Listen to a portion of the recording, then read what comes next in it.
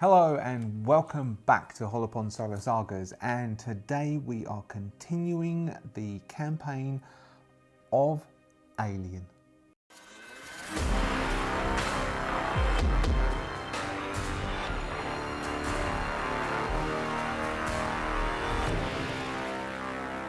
So welcome back to episode 6 of Alien. This is going to be Act 3 Part 2. We'll see what happens as it happens. Welcome back to my subscribers, or our subscribers rather, welcome back. And to you who haven't subscribed yet, please could you consider hitting that subscription button. Maybe you could hit the notification bell as well. And then you'll be one of the many multitude who'll get notified when I release a new video, and you'll be able to follow along with the stories and various different things in the back catalogue and various stuff. And your support is very much appreciated. And I'm talking about support, thank you very much to our members for all of your support. To the story. So, we left the crew of the Red Dwarf, the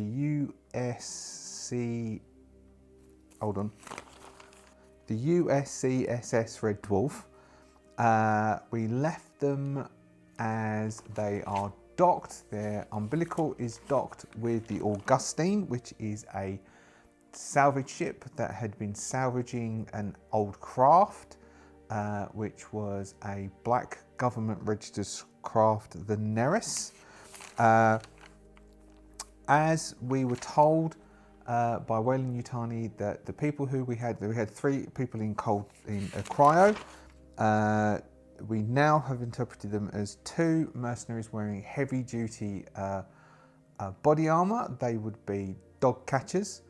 The dog catchers are Wayland Yutani trained staff, ex-colonial marine staff, who are basically special operators who are trained to retrieve xenomorphs of a variety of descriptions. And there seems to be a salvage expert with them as well. The salvage expert was carrying 2 perspex boxes with handles on the top with special seals. Inside there were canisters. They are yay big perspex boxes. He's got one, or they have one in each hand. They're all wearing heavy duty gear. As they were attempting to leave, the crew stopped them and asked what was going on. Lister started to get, who was the roughneck, Lister started to get a bit leery and gave one of the Marines a push. A hand-to-hand scuffle ensued. The Marine's companion was leveling their pulse rifle at Lister and was about to pull the trigger as this distracted Lister, and Lister was smacked in the head with the butt of the other one's pulse rifle, causing Lister to go down. And that's basically where we left it. Now, somebody who I can't remember your name, I'm really sorry, suggested a really awesome cheat sheet. I haven't had a chance to print out yet, so if anything else happens, we'll have to rely upon my memory and the little cheat sheets that I have printed out. So, what we did then said is that Crichton would have gone down to assist Lister and drag Lister off to the med bay, and that is where we will rejoin the crew. In the med bay, we can possibly say that, so definitely Lister and Crichton are in the med bay because Lister is unconscious at this present moment in time. Crichton is looking after Lister. Oh, there's one other thing actually, as I mentioned Crichton. The dude mentioned, thank you very much, silver something, steel something. Hold on, I'll check and give you credit. I'll give you credit where credit's due for this one. For all of them actually. Here we go, Steel Cry. Your name is Steel Cry. Steel Cry pointed out that synthetics can't push rolls. And so because synthetics can't push rolls, Crichton having compassion, re-rolling empathy is no good because Crichton can't push rolls anyway. So I'm going to quickly choose another. Oh, hold on. What did Steel Cry? Did you suggest one? Steel Cry also suggested that synthetics are good as roughnecks. But anyway, give us a second. I'm going to choose another talent, and then we will go back to the med bay and you can see how my brain darts all over the place some more. So what I did was I switched out compassion, which is re-rolling empathy rolls, for calming presence, because Crichton has been reducing people's stress. And that would then reduce the stress level of another character in short range by 1, in addition to the normal stress recovery on page 104. That was command, wasn't it? Crichton was using command to stop people suffering from panic.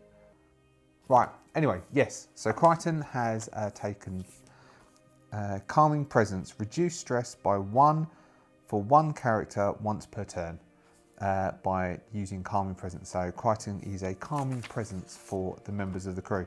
Now, so what we have, back to it, sorry for jumping around. So what we have is Crichton and Lister are in the med bay. Let's make Cat and Rimmer make an empathy roll. And we will see if they are going to also go to the med bay because they're worried about Lister, or are they going to go to see if they can hack into the Augustine systems and see what's going on the other side, because they don't know what they're doing. So let's make empathy rolls first. I'm going to turn my phone over. People keep putting in comments, videos, and my phone keeps showing the comments coming up and it's distracting me. Thank you so much for all your support. Thank you so much, and for all your comments, and I love responding to them and I love interacting with you. I think we're you know, it's a very full of me thing to say in the middle of an aliens video, but we're building a good community here. I quite like it. Anyway, back to the serious stuff. Serious things, playing the game, serious. So Rimmer has 3 empathy. Cat, they have 4 empathy. So Rimmer first. We won't do stress levels because Rimmer's really stressed. Rimmer's got a stress level of 5 at the moment. Cat has a stress level of 3. But so this isn't stress. This is just to see if they have any empathy for. No, Rimmer has no empathy for Lister. Rimmer wants to know what's going on. Cat has no empathy. So Cat and Rimmer are heading off to the bridge. Where's my sheet? So Cat and Rimmer are heading off to the bridge. So this would have occurred around here. So I'm going to head to the bridge. Lister and Crichton. Crichton has carried Lister to the med bay and he's putting Lister in to one of the med sets to give Lister treatment. So that's what we'll do first. First off, we'll look at healing or medicine, and we'll see how Crichton can treat Lister. I'm assuming there might be some benefits for the med bay. All right, what we're going to do is we'll roll on the critical injuries table and see if we're going to give Lister a critical injury. So, because what it says is under broken, so Lister's become broken because Lister reached 0 health. Once you become broken, you're taken out of action. Immediately roll for a critical injury. If you're not dead, you can crawl and mumble through the pain. You can't perform any other action and you can't roll for skills. You can't go below 0 health, but each further attack causes damage and gives you another critical injury. Well, he did get a kick in after he went down, which is why we'll give him a critical injury. Yellows, 34, gouged eye, it's not fatal, range combat observation -2. So basically he got kicked in the head. Due to being kicked in the head, his eye got damaged. So that's 2d6, which is for 9 days. So Lister has got -2 on range, combat and observation for 9 days.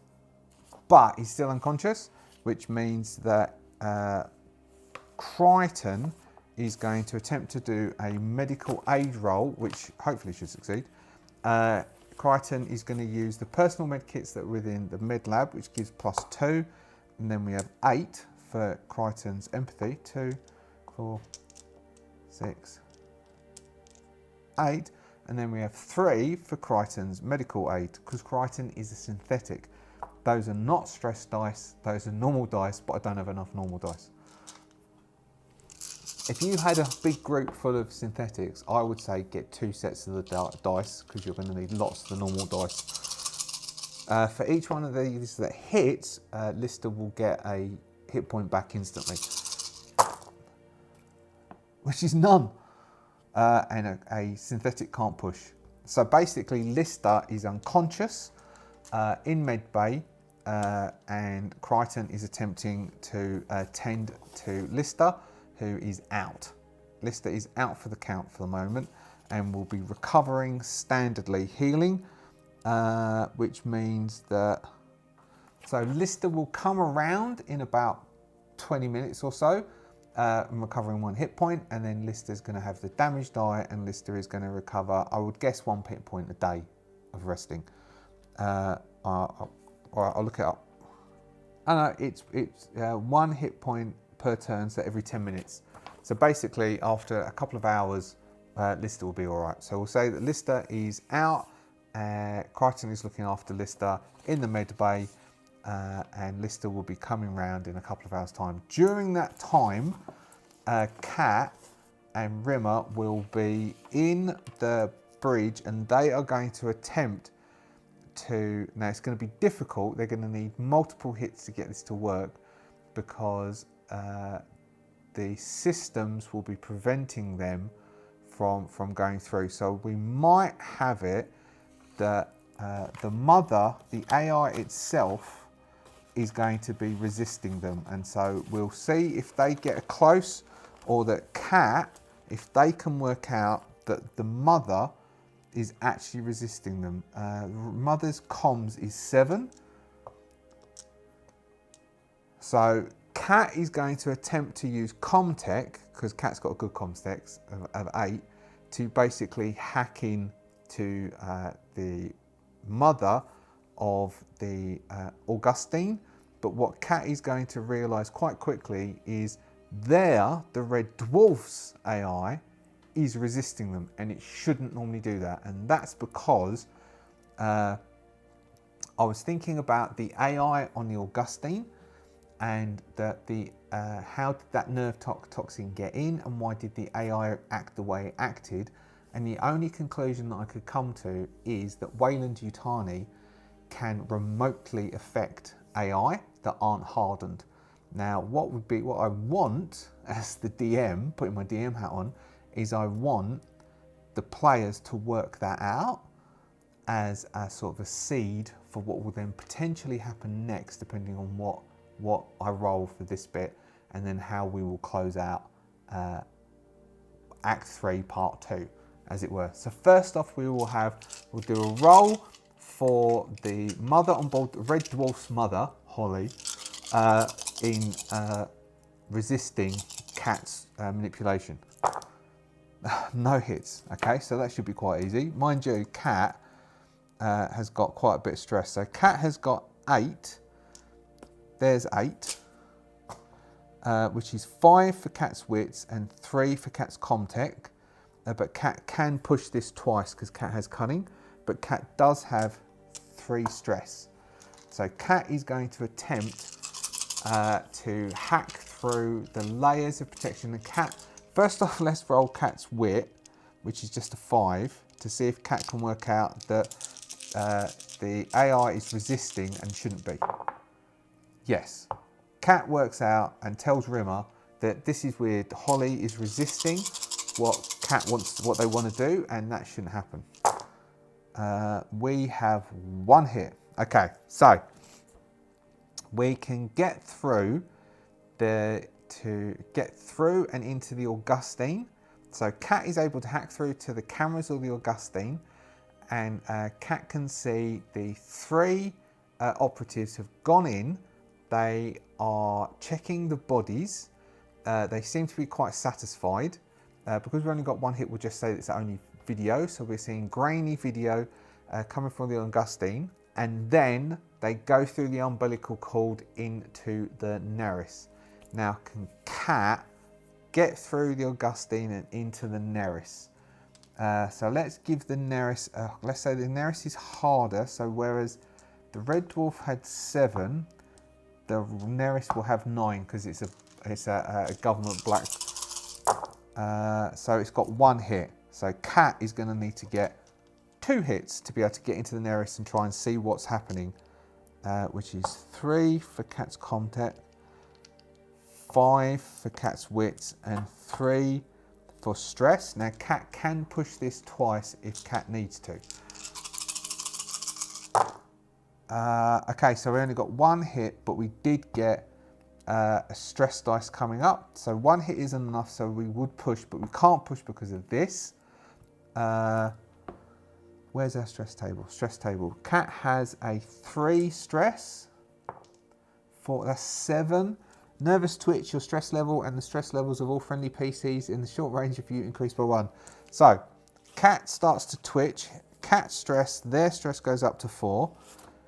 Rimmer's stress goes to 6. Rimmer is going to have a nervous breakdown very soon. But we do get 1 hit. But so we are... Oh, shouldn't actually push because we rolled this. We shouldn't be able to push. But we're basically... So we've hit the cyber protection. So the firewalls, the layers of protection on the Nereus, which is protecting the Nereus. And we're not able to get through to the cameras of the Nereus. All right, we'll leave it at that. We can't get through to the cameras of the Nereus. The Nereus is protected and the Nereus can't get through to the cameras of the Nereus. What can we do instead? Rimmer can offer to have a go, but Cat can't re-roll because Cat's having a bit of a nervous twitch. Cat attempted to get through. The Nereus doesn't know, but Cat does know the Nereus is resisting, and so Rimmer is going to nervously step up. Rimmer has 3 for wits, 1 for Comtech, and at the moment 2, 4, 6 has 6 stress dice. This might give Rimmer a nervous breakdown. Oh, actually, some of these are quite interesting. There's flea and various things, which might make sense. All right, so we get 4 hits, but a stress dice comes up. It is potential, so we've got 6. It is potential that Rimmer could succeed at this with not having to something too bad. So 4 hits, 1 stress dice. 6 plus 1 is 7. This is good. Nervous twitch, your stress level goes up by 1. So Rimmer's now on 7 stress. Cat is on 5. They're sweating. There's hot. But Rimmer is able to push through all the layers of defense and get into the cameras of the Nereus and see inside the ship of the Nereus. So, I know what's going on because I've already thought about it. But I'll do some rolls and see if that can guide what I'm going to say. But I know what. So there's various things within. Where's Peter's book? Do some keywords. Let's see what the actual inside of this ship looks like. 66. Frenzied. Nice. And then we're going to do some rolls for them to see if they can actually, if the salvager can. So the salvage person, we can see it seems to be going around the ship and checking with the stability and the structural damage of the Nereus. The 2 Marines are moving around and it looks like the insides of this has been ripped apart and there is acid damage in various places. They have these canisters. 43. Bluster, all right, that's all right. So they're making a big deal of having these canisters and they go into they take the 2 perspex boxes. They can see by this grainy footage, they say it's 2 perspex boxes and they go into the back part of the ship, which the cameras don't get to, or do they? What have we got? 66 again, that's frenzied. So they do, but the cameras have been knocked slightly to the side. Something has been all hell broke loose aboard the Nereus. By the looks of it, there's stuff all over the place. There's damage to the metalwork and things all over the place. The camera that they follow, because he did get 4 hits, the camera that they follow the 2 Marines through to the back part is going into what looks like a sort of research area. There are strange resin-like structures on the walls, and there are various things, leathery looking things, yay high, sort of egg type things on the floor, and then the Marines, there's flames. They start to see flames from the cameras, and the Marines use some strange device. Does the device work?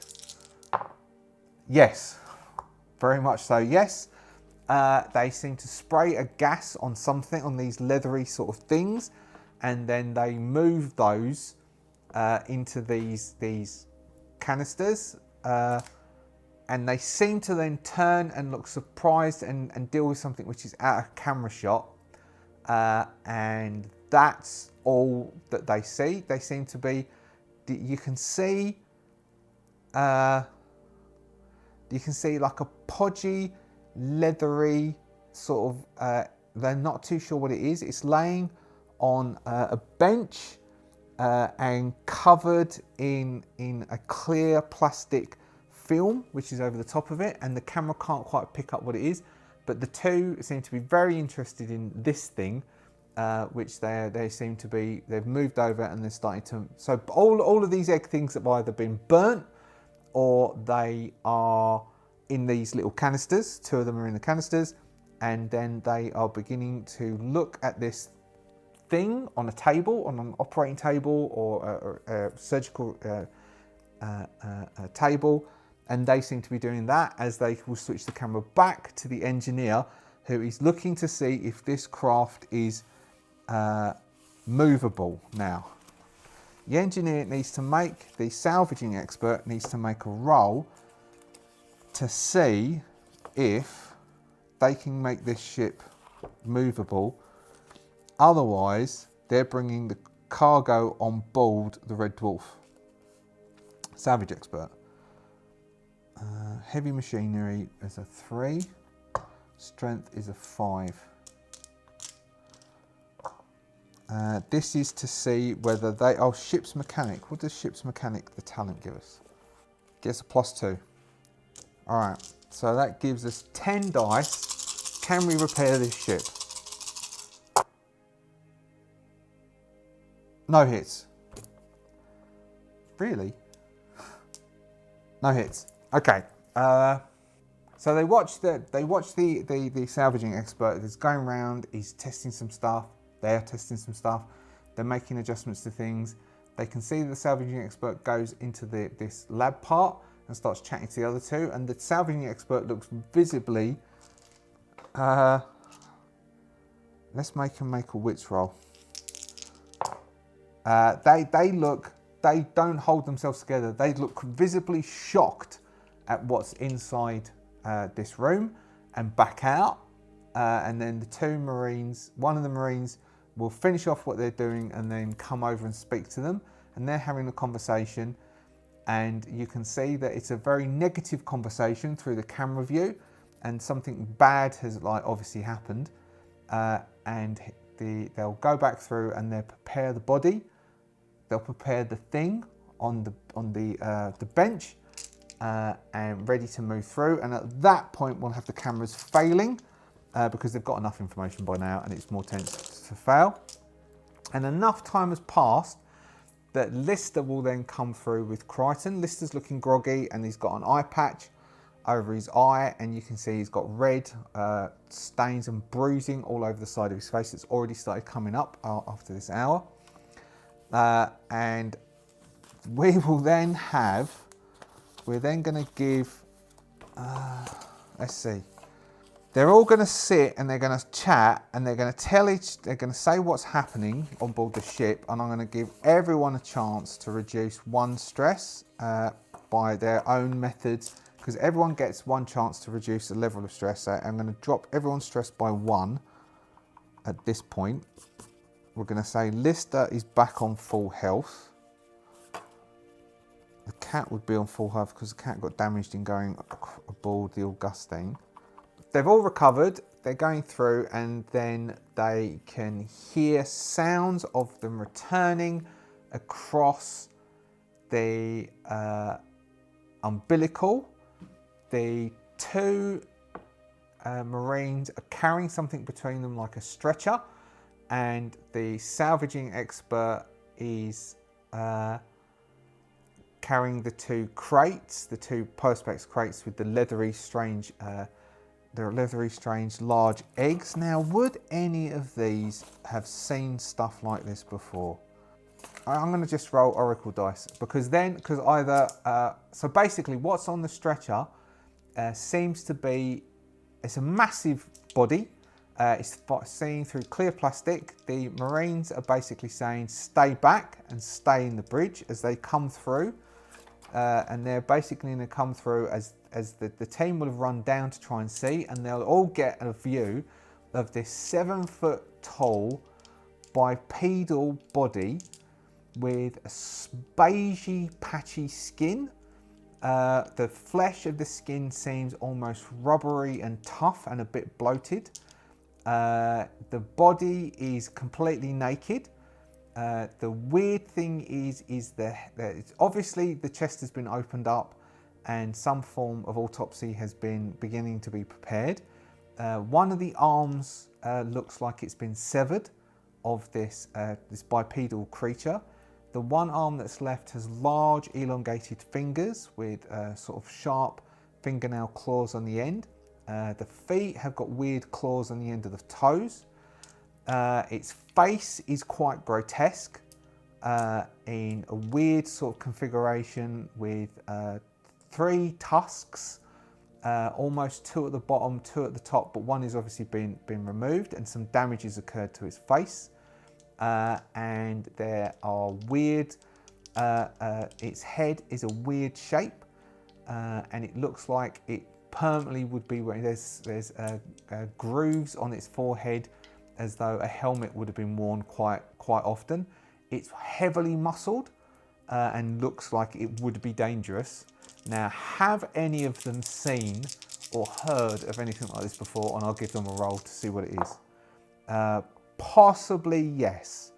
Yes, possibly one of them may have heard of it. Let's make that one Crichton, who may have been around. So who's got, this is wits. Cat, all right, let's see if Cat, who has high wits, Cat has 5 wits, has Cat heard of one of these before? No. Cat does not know what these are. We can say that they would have heard rumours of what nothing, these eggs, these leathery egg-shaped things, they've not seen before, and whatever this creature is on the stretcher, they've not seen before, but it's taken through and put in the hold.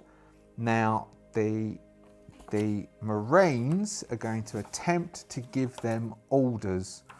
The Marine is going to attempt to use command, which I know he shouldn't do because he's just an NPC, but he's going to attempt to command them to set a certain course for a certain location, and then we'll roll for where that is, which will be out in the outer sectors, and then we might have them, we'll see what happens. At this point, we'll see if he can successfully command them. I want, have they got someone with command, Colonial Ops Manager has a command of 3. Okay, I'm going to do empathy, so it's an empathy of 5, command of 3, that's an 8. He's going to attempt to use the equivalent of pull rank and get them to, so he's going to come on board, he's going to say, the ship is unable to be towed, it will fall apart if you attempt to tow it. The Augustine is going to need to be cleansed. And whilst he's talking to them, so they've already put the stuff in the hold and isolated it into containers that are there and sealed it all up. The salvage expert is taking some stuff over to the Augustine and doing stuff in the background as the 2 Marines are basically keeping them isolated in the bridge, the 4 of them in the bridge, and they're going to attempt to command them to basically pilot this where they need it to go. They're going to say, that's the Augustine is unable to be towed, we need to cleanse that. The Nereus is going to fall apart if you attempt to fix it and tow it. We are going to, what is it, requisition? No, we're going to requisition this ship on Wayland Yutani business, you're going to take us somewhere, then you can come back here and continue collecting your load and finish off the trip. Of course, none of this will have ever happened. I mean, if they do it, then chances are they won't get killed. So what's this? So this is him attempting to do a command roll. He fails, okay? So he fails to command them. Now, are they going to do what they say? Because otherwise, like if they don't, there's menace in the air. Oh, I'm going to lean towards yes, they will do what they're told. No, so all right. So Lister's injured. Maybe Lister is the one who's going to step up. Oh, but then they're going to have to execute one of them to get them to do what they want. Is Cat going to see sense? Yes. Cat sees sense. So Cat is seeing sense, and Cat sees that there's an advantage here, and Cat is going to attempt to manipulate this Marine to give him time to manipulate the rest of them into. So Cat is going to do the slimy corporate executive thing. They are going to attempt to talk to the Marine. Oh, hold on. And Cat has got 4 stress dice. The Marine. 1 hit. Nice. Cat is going to talk to the Marine. Maybe we'll push it. Oh no, it's too much risk. Too much risk of rolling a stress dice, and I don't want to fail on this one. 1 might be enough. He's going to attempt to manipulate the Marine. What is the Marine's? Marine has just got an empathy of 2. Oh, if the Marine rolls 2 hits, I'm going to be right annoyed. Right. The Cat starts talking to the Marine. Look, just let me speak to them, okay? I'm good at this. This is what I'm employed for. I'm a corporate exec. I work for Wayland Utani. Here's my ID card. Why don't you two step into the hallway? Just go step into the hallway and I'll talk to the crew. I'm sure we can get you where you need to go. We don't need to get violent again. We don't need to resort to violence. It's all fine. You've got what you came for. You can complete your mission successfully. All I need to do is just speak to the crew for a few minutes and I'll get them to take you where you want to go. Don't you worry about it. You just get the coordinates worked out and we'll get you there. You can rely upon us. So then Cat is going to attempt to manipulate the crew. 4, 5, 6, and he's got 4 stress dice. Oh. Okay, he's got 2 hits. 2 hits may be enough. All right, Rimmer, I think he's going to go along with it. Crichton is synthetic. Crichton is owned by Wayland. Rimmer's got too many stress dice. Let's give Rimmer a chance to have a nervous breakdown. 1, 2, 3, 4, 5, 6. So he's got 6, and then he's got 3 and 3. 2 hits is what Cat got. Rimmer's got way loads of hits, but he's probably going to have a nervous breakdown. So it's definitely got a 6 as a minimum. 8. Trembling. You start to tremble uncontrollable. All skill rolls and agitation are modified until your panic stops. So, though it doesn't fail, trembling, so he isn't being manipulated. But I think Rimmer wants to gain a promotion or a reward. That's what we've got down as Rimmer's personal agenda. I don't know if you remember. He wants to gain, and so because he wants to get an award, a promotion or a reward, he's going to go along with this because he thinks he can get it, and he's starting to tremble uncontrollably. All skill rolls, agitate rolls. So he's trembling. He's in panic. The idea is scaring him, but he's going to go along with it. Now, Lister has not got a high manipulation to resist, but he hasn't got as many stress dice. 1 hit, Lister tries to put up an argument and then says, look, I feel like hell, I can't see properly, he kicked me in the head multiple times, whatever. So, they agree, which helps of course the story, they agree to take it where they're told to take it. Where are we at the moment? We are here. I reckon we're going to go, so we've got 1, 2, 3. so we'll go 1, 2, 3, 4. So let's roll d6 and we'll see what comes up. 6. So right on the outer ringes. So somewhere down here. 1, 2, 3, 4, 5, 6. 3. 1, 2, 3.